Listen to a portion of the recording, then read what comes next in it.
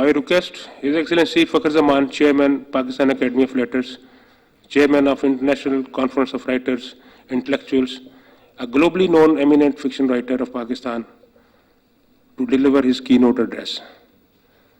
Mr. Fakhar Zaman, sir.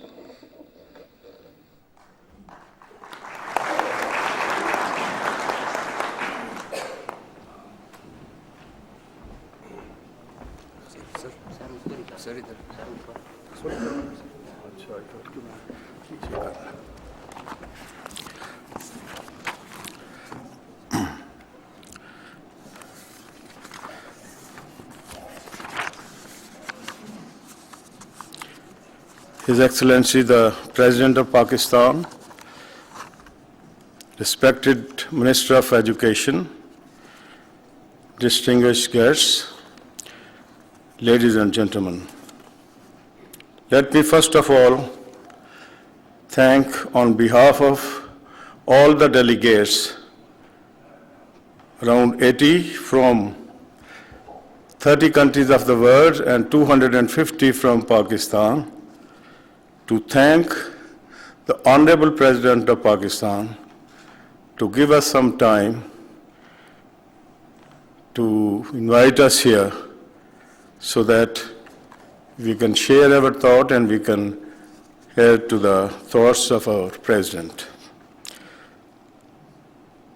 It is high time for the international writers and intellectuals community to assert their role and play a proactive role in the society.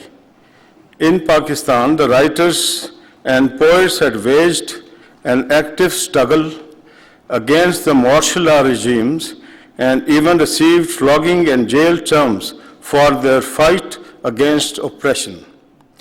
Only the resistance literature could survive as it plays a role for the rights of the people.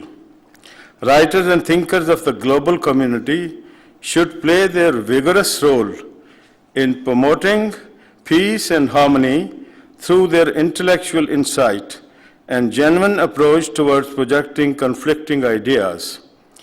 Through this, we would be able to resolve problems of the humanity in a better manner if we consult the genuine writers. Pakistan Academy of Letters, in this regard, has clear and focused intention to increase the momentum of such exchange of delegations to foreign countries. I feel no hesitation in saying the role of literature for the promotion of tolerance and mutual existence is pathway to better culture. Honorable President, ladies and gentlemen, the task before us is not easy. But this is a remarkable time of transition. This is a defining moment. And the decisions we take now can affect the lives of the people and the very future of our nations as we cross into a new millennium. The times demand innovation, the time demands boldness, courage, and the time demands fortitude.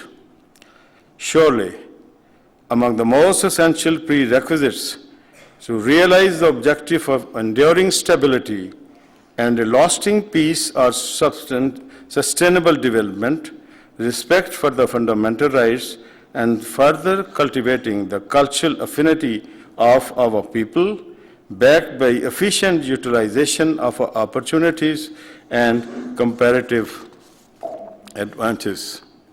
Let me quote here our great leader, Mohtarama Benazir Bhutto Shaheed. She said in 1995 conference, literature has been the most direct articulation of the human condition. It is the gift of speech and language which makes the history of literature such an excellent mirror of the history of human civilization. Social and intellectual movement is need of the time. We must work together and join hands to eliminate the forms of discrimination and intolerance based on race, color, sex, languages, religion, and other such things which are narrow like ethnic, of social origin, property, birth, and other status. Recognizing the important role that the intellectual community and policy think tank institutions of Government of Pakistan acknowledge and committed to continue to playing its proactive role for the promotion of culture of peace. To this end, purpose of organizing this conference has following agenda for the days. Starting with the resolution, we must ensure that through our writings and intellectual movement, work together for the same cause. Our work should reflect an independent and unbiased approach, bereft from cliches and hackneyed expressions and the stereotypes. The only ideology we must adopt is that of promoting peace, tolerance, and goodwill as espoused by our great Sufi poets among the people of the world. A peace based on justice, dignity, and human rights. In the conference, we will be fulfilling we're going for the fruitful discussion about these common and intellectual values. Keeping in view the values and principles of the culture of peace, universality of Sufism, we strive to project our vision of peace related to the experiences and historical heritage of the Pakistani people and present a culturally specific model of peace studies, which in the long run can be used to promote a culture of peace within the region, in fact, in the whole of the world. While oceans separate us, bridges connect us to our humanity and our shared destiny of building a better world for all of us. As we celebrate bridges, dialogue through the culture of peace, I wonder what it would take to truly live in a culture of peace ambiance. We all must recognize our connection to one another and the beauty of our shared humanity. Our commitment to peace, cooperation, harmony, and reconciliation is often reflected in the way we are able to bring people together to share the dialogue, to share the culture, to share the ethos. I hope this conference will speak discussions and stimuli, deserve thoughts on how to enhance a culture of peace to build a spirit of the international cooperation. Dialogue towards a culture of peace is part of the solution to the challenges we face today. At the same time, I stress the next 2 days gathering will enable us through their deliberations, through their discussions, through their arguments, through their interactions, the reflection on the critical role that we can play contributing to a better world. Honorable President and dear guests, at the end, I once more express my thanks to the President of Pakistan, Mr. Asif Ali Zardari, who has himself a great belief and a protagonist of the Sufis of this land, and who we have his blessings for this conference on Sufism and peace. Thank you very much, and have a nice and memorable time in the beautiful city of Islamabad. Thank you very much.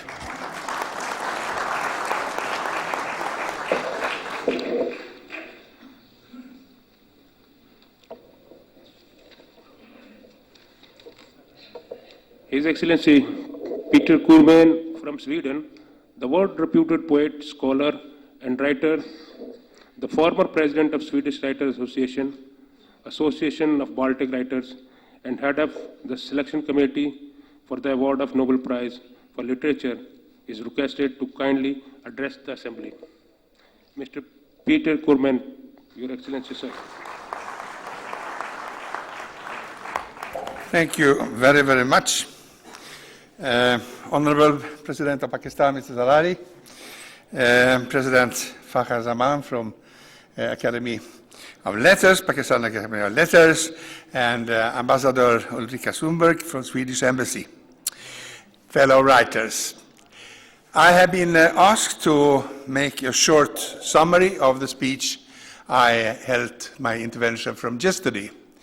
And I will do so because the President was not present at that moment, and I think that this is from the Swedish side, the content that we want to forward to our fellows here.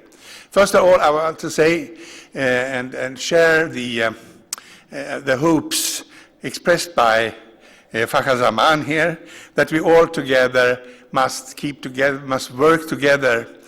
I used to say that we writers, we are not ambassadors of any country or any nation, but we are ambassadors of our hearts and our dreams.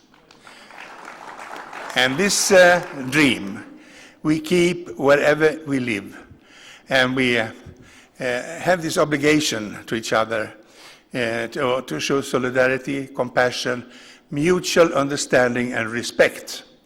And that goes for religion and opinions. We have seen too much of the opposite in the relationship between peoples. Some years ago, as you all know, Europe undergone a big change when the Soviet Union declined, and instead a lot of new states emerged. They were not new states, but they were under suppression. Around the Baltic Sea especially, we had all the Baltic states, we had Estonia, we had Latvia, we had Lithuania, and in all these, and Poland also, and all these countries rose and claimed back their own culture, their own history. And we writers joined for the first time. For a long period, the Baltic Sea was like a blue closed door. We were standing on the shores of Sweden and looking at this blue door and wondering what was behind that more than the Soviet Union. And suddenly we heard all the voices, we heard the poems, we heard the songs, we saw the dances, and we decided that now we must meet and talk. And where should we meet? We came up with the idea that we should meet on a ship. Because on a ship, everybody are equal. A ship is not a nation. No nation is dominant on a ship. It's an international territory, the ship. So we all met on a ship and cruised for 2 weeks, talking, reading poems to each other, talking about future cooperation, etc. And we founded a writers' center in the middle of the Baltic Sea on the island of Gotland. There, writers can come from all over Europe and also outside Europe to spend some weeks and so on, free of charge, write, talk, discuss. And inspired by this success, we repeated the cruise in the Black Sea and the Aegean. And this time it was on a Greek ship. And we were about 30 nations on board the ship, 400 writers. It was really voices on board that ship, and also quarrels, but also love. It was human beings sailing together. And we went to Ukraine, and we went to Turkey, we went to Romania, and that cruise ended up in an international center on the Greek island of Rhodos, where we today have this a lot of various activities. Now, after these 2 cruises, I have a dream, and that is that we should try all together to organize a 3rd cruise that should start, for instance, from Cyprus, going to the coastline up, Alexandria, Port Said, Beirut, up to Istanbul. We can discuss harbors and so on. And on board that ship, we should all rejoin. Those of you interested, we should have our readings, our discussions in the harbors. We should visit and give readings and discussions with the people living there. And the theme should be the rule of the writers in areas of conflict. The rule of the writer in areas of conflicts. Because this is the important thing with our talks, that we can at least talk about the conflicts. We don't have to, we will not fight with guns, we will not with violence, but we will use the words, try to express ourselves, express the nature of conflicts. And can we do that? We have taken a little step forward. And this we can do because we are not politicians, we have no armies behind us, but we have our inner thoughts, and that is to me Sufism. So with these words, I thank you very much for your attention.